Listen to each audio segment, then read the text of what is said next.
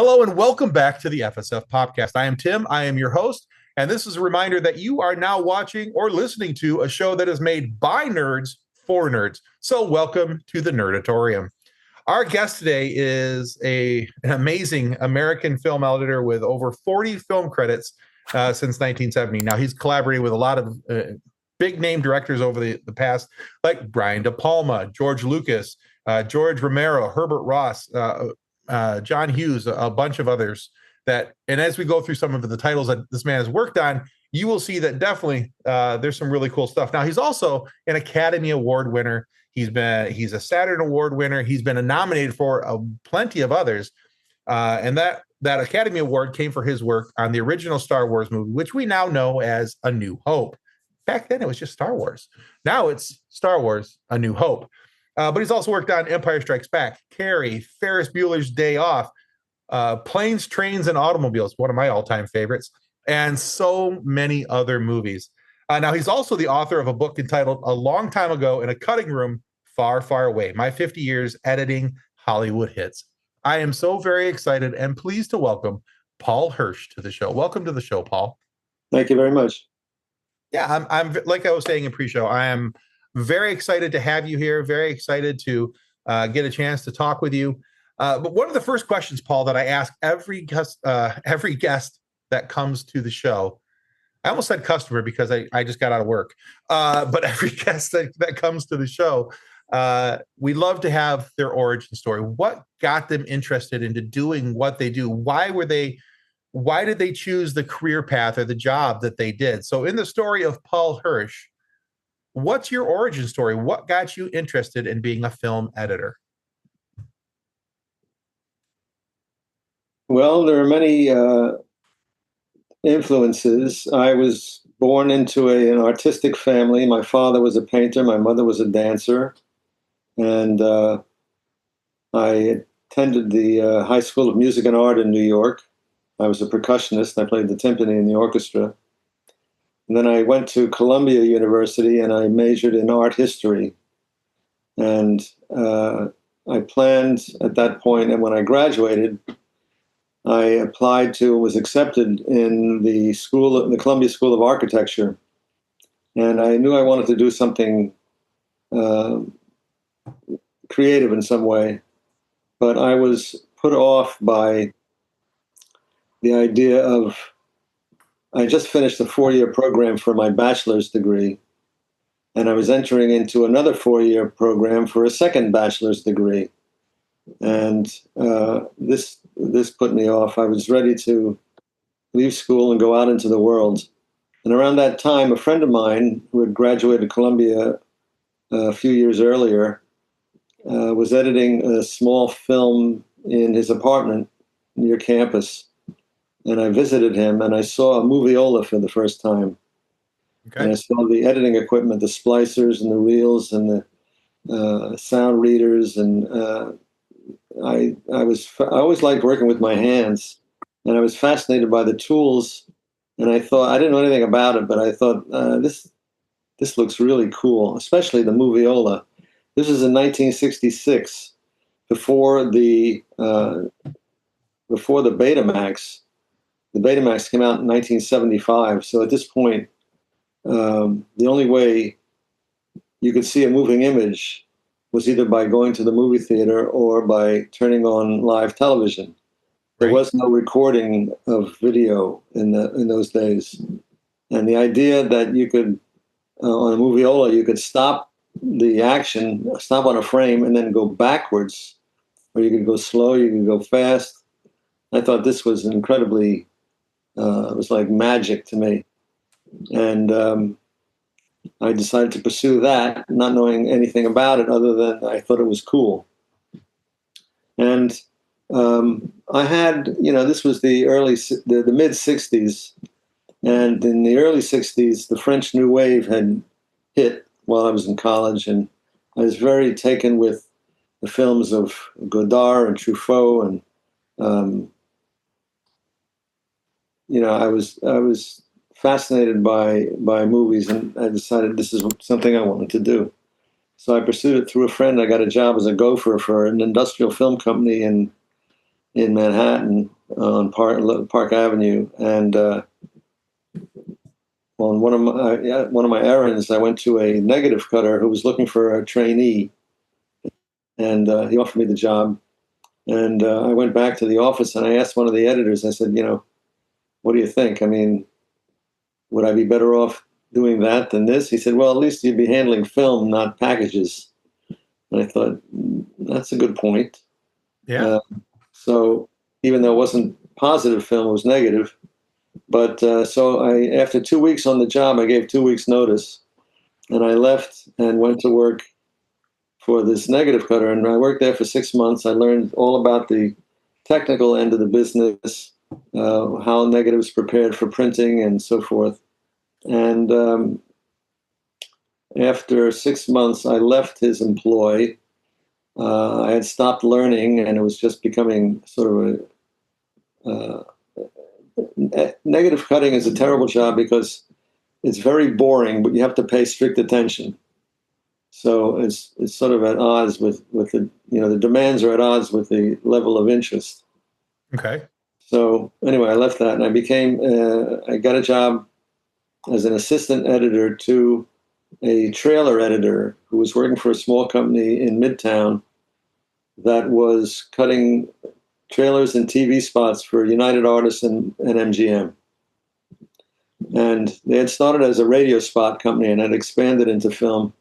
And this guy who was the film department needed an assistant, and that was me. So I started there, and I kept learning. Now I was working with 35 millimeter, which was a change. And I started learning about that. And after a few months there, the business kept expanding, and the editor had more work than he could handle. So they started giving me little odd jobs. My first job was taking a featurette, which was a documentary about the making of a film called The Thomas Crown Affair. Oh, yeah. With Steve McQueen and Faye Dunaway. Yep. And they had made a 10-minute featurette on this film, and they wanted a 3.5-minute version of it. So I did that, and the client liked it, United Artists liked it, and they gave me one to do from scratch about Chitty Chitty Bang Bang with Dick Van Dyke. And I did that, and then I became an editor. They started giving me more and more assignments as an editor. And I cut trailers for a film called Negatives, directed by Peter Medak. And I did a trailer for the Peter Brook version of King Lear with Paul Scofield, and okay, did a number of trailers. And around that time, my brother Charles had gotten a job as a lowest rung executive at Universal in New York, and he was tasked with finding young writing and directing talent. And I think he was essentially a lightning rod for people coming to the studio looking for money. And somebody came with a project they wanted to have financed, they would send them to Charles and deflect them from taking up their time. So one of the young directors who came to look for financing was Brian De Palma, and Brian and Charles came up with a project which they proposed to the studio, and they were turned down.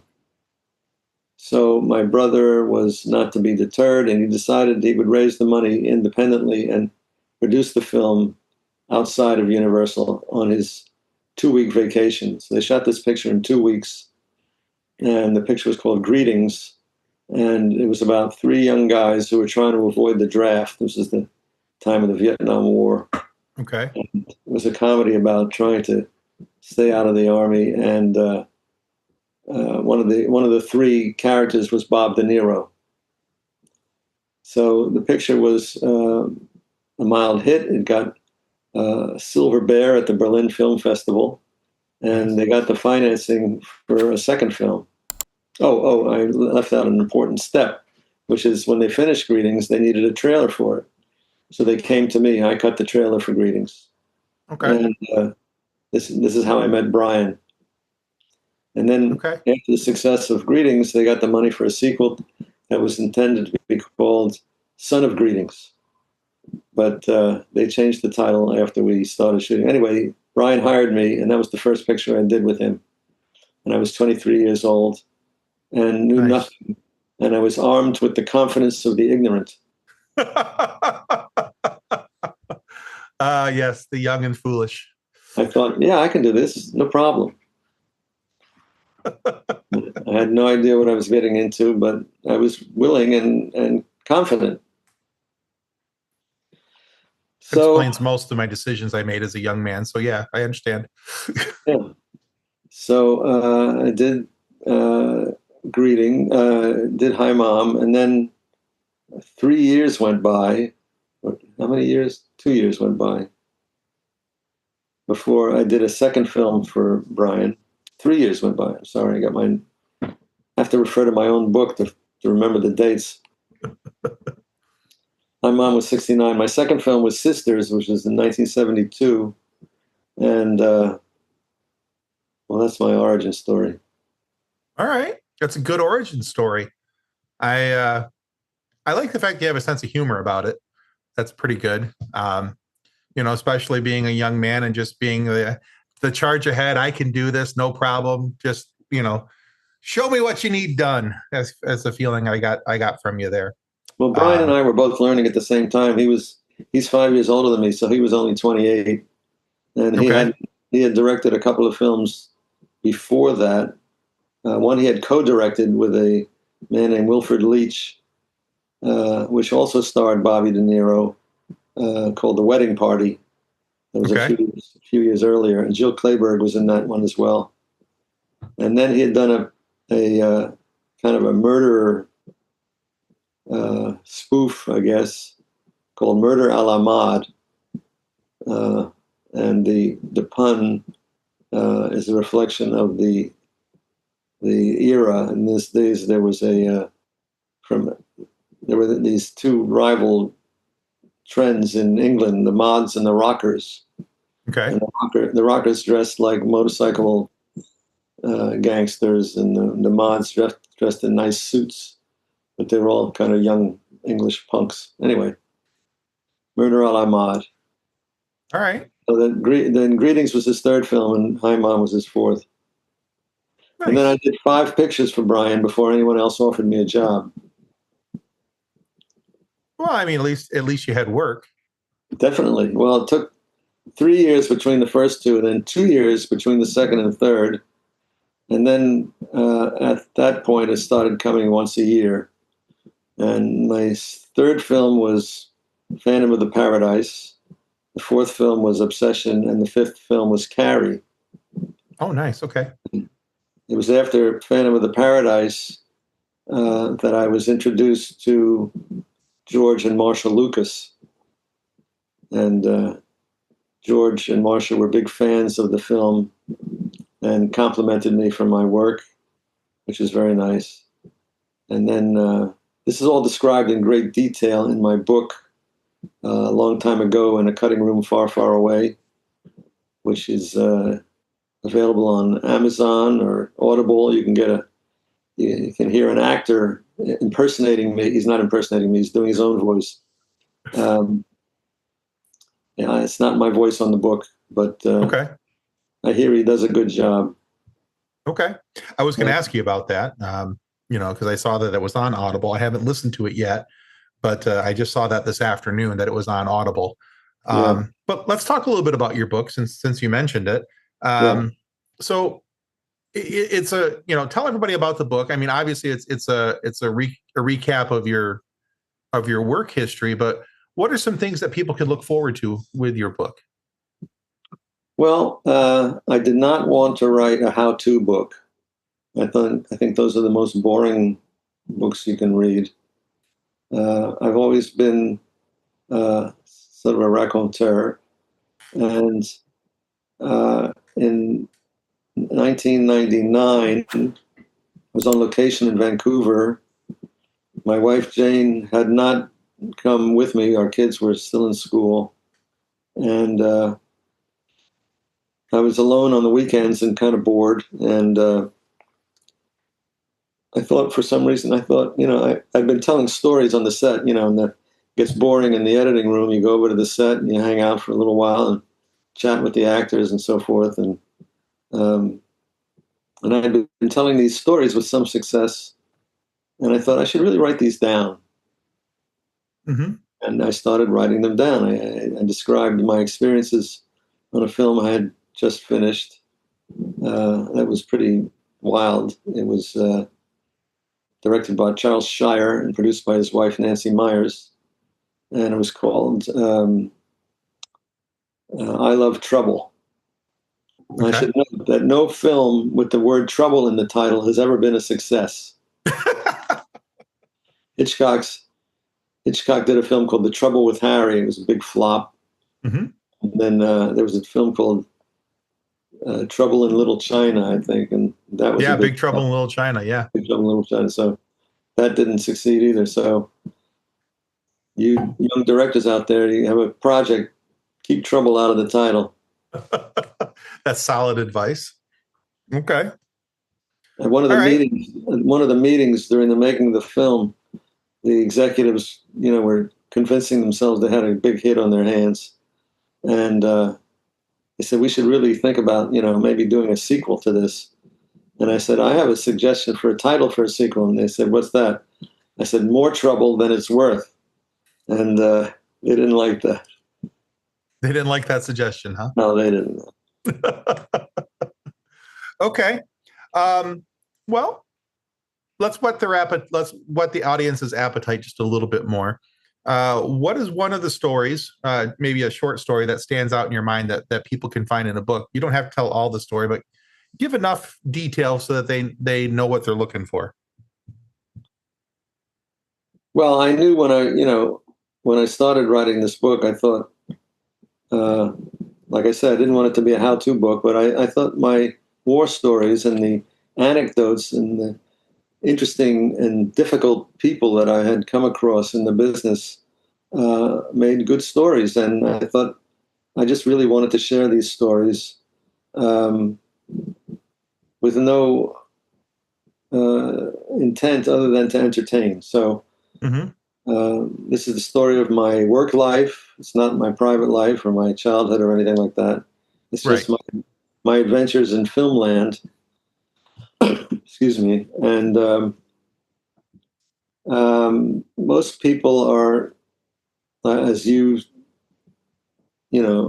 showed by your first question, most people are interested in how did you get into the business? How did you get started? Mm-hmm. It's the main thing that people want to know. And then from there on, it's just you're going to find interesting anecdotes about the colorful personalities that I crossed paths with. Sure. All right. Well, let's talk about one of those colorful personalities. Now, on IMDb, which I always say is the wiki page of Hollywood, and so sometimes these quotes are not always accurate, and we'll see if you actually said this or not. But there's a quote in there about you working with Brian De Palma, and I think it's about the movie Obsession, actually. And you talked about how there was a change of the one scene and how that encouraged Columbia to pick it up. It's a rather long quote, so I'm not going to read the whole thing, but you talked about how that was an interesting example of the significance of editing, how that one shot made that movie worthwhile to a movie company. Now, you even thanked Brian in your Academy Award acceptance speech for Star Wars back in 1977, or as it was just, as we know it now, A New Hope. But my question is, how did because Brian De Palma is considered a legend as a director in Hollywood circles. How did he influence or affect? I can assure you he's for real. Yeah. He's not just a legend, he's a real person. But how did his influence affect your career? Well, Brian is a dedicated visualist. I think he's unparalleled in his conception of filming through visual means. I mean, he studied at the feet of Alfred Hitchcock, but the same interest in telling a story without words, but with images and action, influenced my later work. He was a big believer in, as Hitchcock was, in the point of view shot. A point of view shot is an objective shot of something or other that's sandwiched in between close-ups of an actor. So it's sort of like the construction of a sentence. He looks, he sees, he reacts.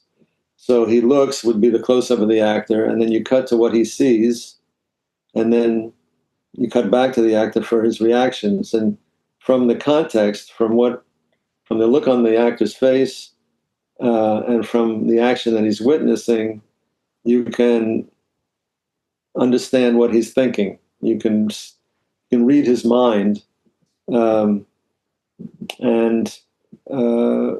it produces a greater connection for the audience to the character, because you're inside his head and you're feeling what he's feeling and or she's feeling. Okay. So when the first job I got that was not for Brian, on a feature film, that is, was A New Hope.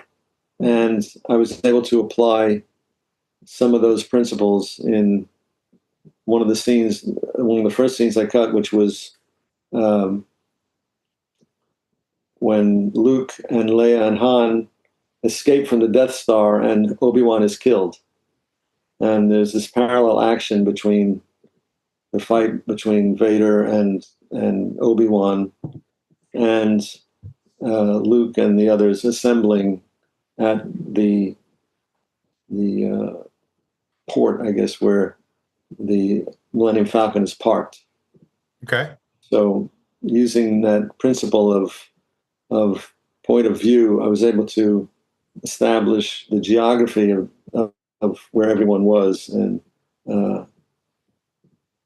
so anyway, but Brian is always looking for a way to communicate story through visual means and not rely on dialogue. And he calls it pure cinema. And, okay. That influenced me. I try to use visual means as much as possible. Yeah, I'd say sounds like it had a pretty large impact in how you see things, how you view things, how you move, how you adjust a movie as you're putting it together. So yeah. Okay. This emphasis on movement, the eye reacts to movement.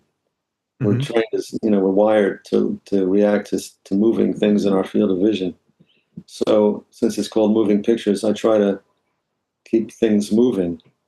Yeah.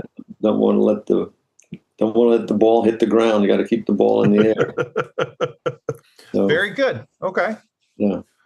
All right. That makes sense.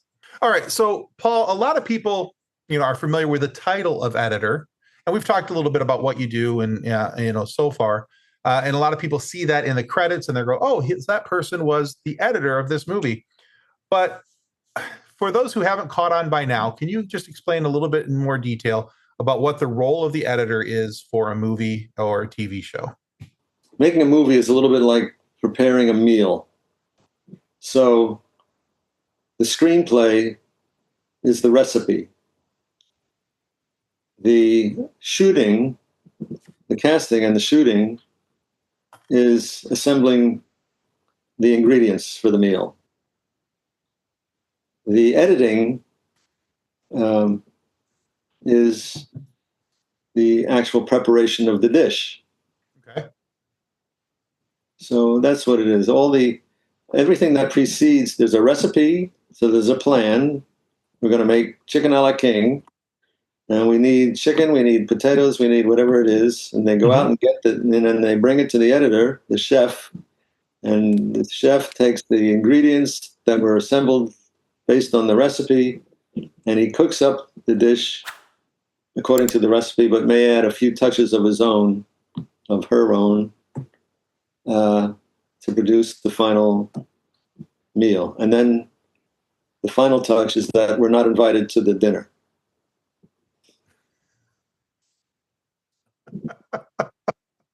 Well, that's actually a really cool analogy. I've never thought of it in that light, nor have I heard it described before in that light. But yeah, so I can see that, that analogy. You're being the chef, you're in the back room, you do the the preparation, it gets put out, and everybody else gets to enjoy it, and you get to watch them enjoy it. Right. All right. Okay. One of the other things, Paul, I always like to ask people, especially when somebody who has a long career like yours, and you've worked on so many large IPs in Hollywood and all the projects you've worked on. Sometimes, though, there's a project out there that they just didn't get the recognition, or maybe could have used a little bit more notice. Is there one in your background where you look back and you go, that was a really good film, or that was a really good television show, that program needed a bigger audience, a better audience, and that would have had better success? Is there one where you look back and you say that's the one? Yeah, I've never done TV, so I mean, I did one pilot, so I leave TV out of it. But sure, there's a picture that I did that I thought was a really good picture, and it was received with some success at the time. It wasn't like a failure or anything, but over the years, the pictures that I hear about from fans or writers or people like you with shows, they want to talk about Star Wars. They want to talk about the Hughes comedies, especially Ferris. And for a long time it was Ferris, and I think now Planes, Trains, and Automobiles is starting to overtake Ferris. But these are pictures that audiences love, and Mission Impossible, sure, of course. But the one that I feel was a really good picture and doesn't get the attention it deserves is called Falling Down. Okay. And starred Michael Douglas. Oh, yeah. And Robert Duvall. And I thought it was a really interesting film that doesn't get the critical attention that it deserved. Okay. If that's the one I'm thinking of, because I know I've seen it, but isn't that the one where Michael Douglas has like the buzz cut and the black glasses, and yes, it's like going to work every day and just kind of like one day has enough and just. Well, the picture starts with him stuck in a traffic jam on the freeway. Right. And it's hot and he's frustrated, and a fly gets into the car and he can't, and it lands on his neck, and he's uncomfortable and he's hot and the traffic, and it's just everything is just building up too much. And he does the most antisocial thing you can possibly do in LA. He gets out of his car and walks away, leaves his car on the freeway. And from that point on, he makes his way on foot across Los Angeles. It all takes place in the course of one day. And in the course of his crossing of Los Angeles, he crosses through the various social strata of the city, going from the poorer parts of town to the wealthier parts of town, and eventually winds up at the beach where his ex-wife is living near the beach. And I thought it was an early indicator of the plight of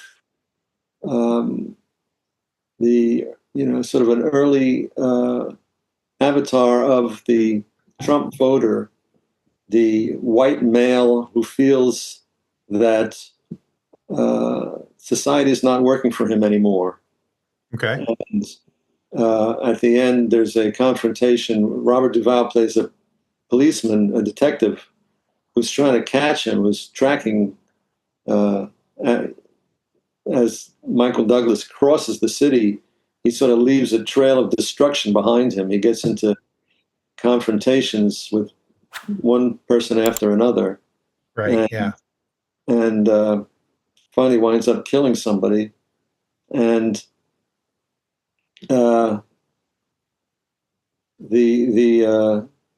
part of the detective was originally offered to Michael Douglas. And he said, no, I want to play the other guy. I want to play the guy who goes crazy. So they thought, well, that's an interesting idea. And so they did. And what I find is one of the most interesting things about the picture is that the situations that this character, his name is Defense, it's on his license plate, DFENS. Mm-hmm. He works in the defense business. And we only know him by his name, by the name on his license plate, which is Defense.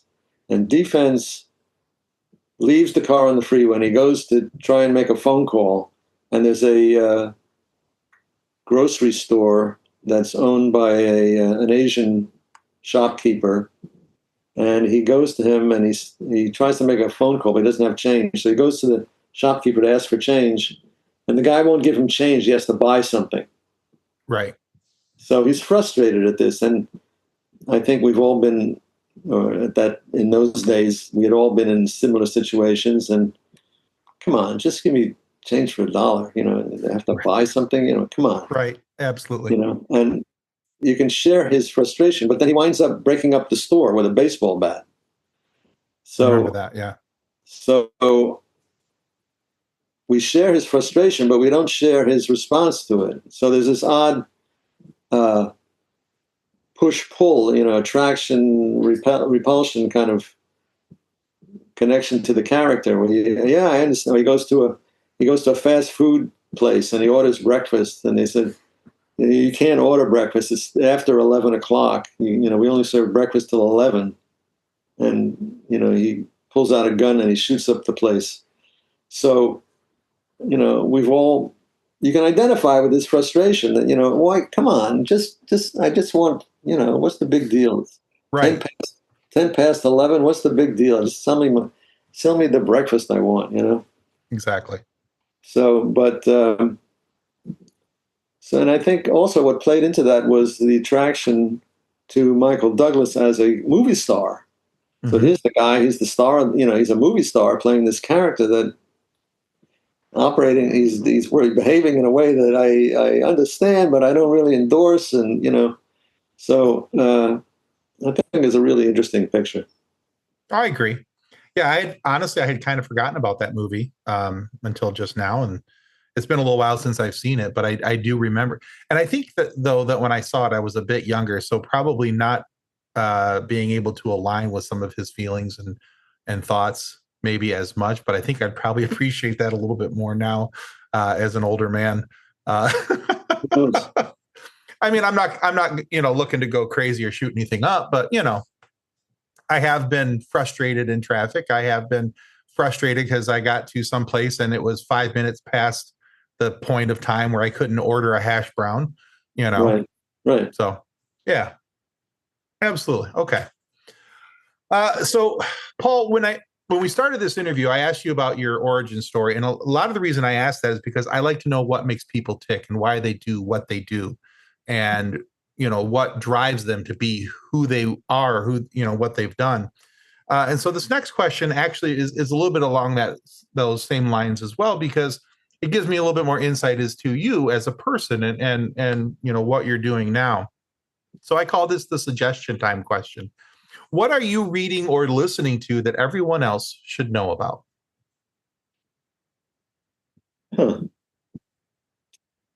Well, I have to say that I live in Pacific Palisades.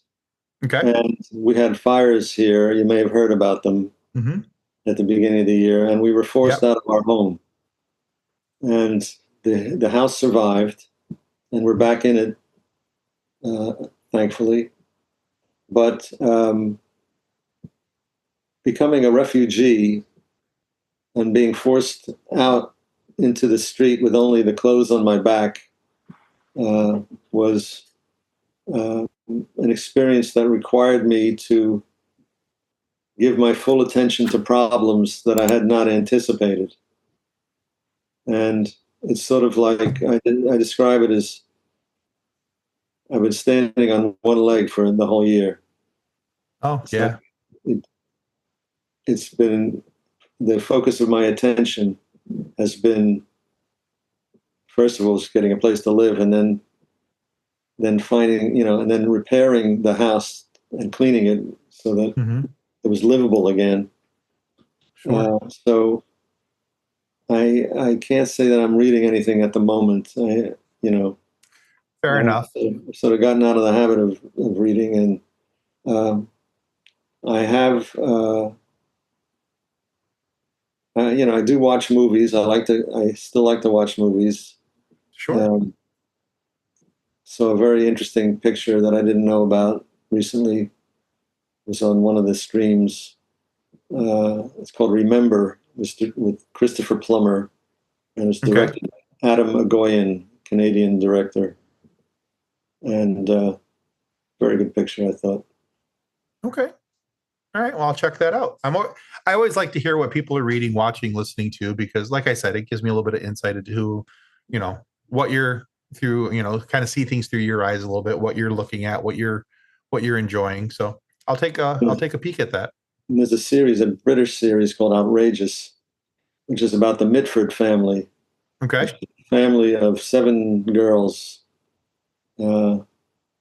One became a writer, Nancy Mitford, and I think more than one became writer. They were writers, and one of them was married to the head of the fascist party in England. And another of the sisters was a girlfriend to Adolf Hitler.